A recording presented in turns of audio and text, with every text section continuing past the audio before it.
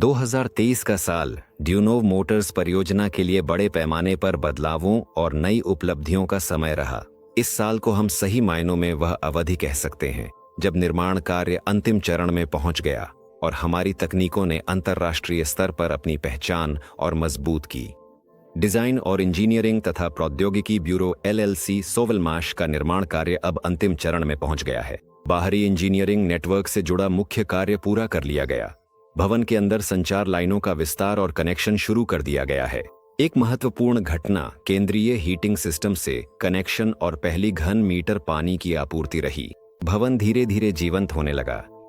प्रशासनिक घरेलू भवन के अंदरूनी हिस्से की सजावट शुरू हो गई है। वायरिंग, विद्युत आपूर्ति की गई, कमरों के बीच की दीवारें लगाई जाने लगीं और फिनिशिंग का काम शुरू हो गया। कार्यालयों और प्रयोगशालाओं के लिए फर्नीचर लाया गया, लिफ्टें स्थापित की गईं। परिसर के सौंदर्यीकरण का कार्य पूरी तरह से शुरू हो गया। बाहरी प्रकाश व्यवस्था पूरी की गई, डामर बिछाने का काम शुरू हुआ और LLC सोवलमाश के निर्माण स्थल के बाहर हीटिंग मेनलाइन को जोड़ा गया। इन बदलावों ने पूरे भवन की सूरत बदल दी।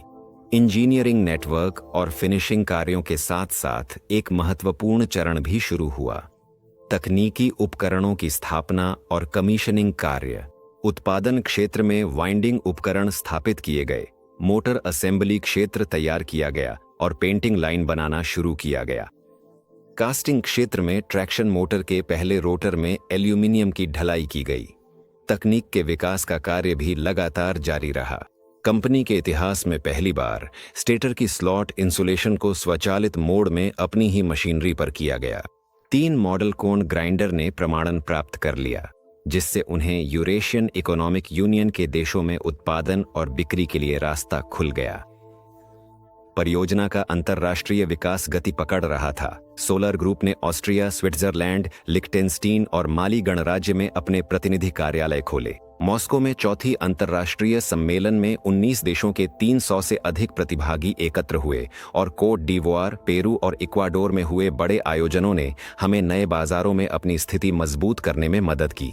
स्लावियानका तकनीक दुनिया भर में अपनी पहचान बनाती जा रही थी। मोटरों को आउटफ्लेक्स नॉट ट्रेलरों में इस्तेमाल के लिए चुना गया और ओहरिड झील पर नाव के साथ किए गए प्रयोगों तथा कजाकिस्तान में सौर ऊर्जा से चलने वाले टुक-टुक की सफल प्रस्तुति ने स्लावियानका आधारित इलेक्ट्रिक मोटरों की संभावनाओं को स्पष्ट रूप से दिखाया।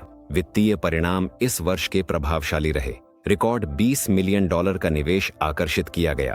परियोजना का कुल बजट 74 मिलियन से अधिक हो गया। परियोजना के समुदाय में 63,000 से अधिक निवेशक और 18,000 से अधिक साझेदार शामिल हो गए। 2023 वह वर्ष था जब हम परियोजना के अंतिम चरणों के करीब पहुंच गए। डिजाइन, इंजीनियरिंग और प्रौद्योगिकी ब्यूरो LLC सोवलमाश लगभग बनकर तैयार हो चुका है और अब इसमें उपकरण लगना शुरू हो गया है। प्रमाणित उत्पाद भी आ चुके हैं। परियोजना से देशों ने परिचय प्राप्त किया। हम समझते हैं कि हम केवल भविष्य का निर्माण नहीं कर रहे हैं, बल्कि उसमें जी भी रहे हैं, ऐसी तकनीकें बनाते हुए जो संभावनाओं की परिभाषा को बदल देती हैं।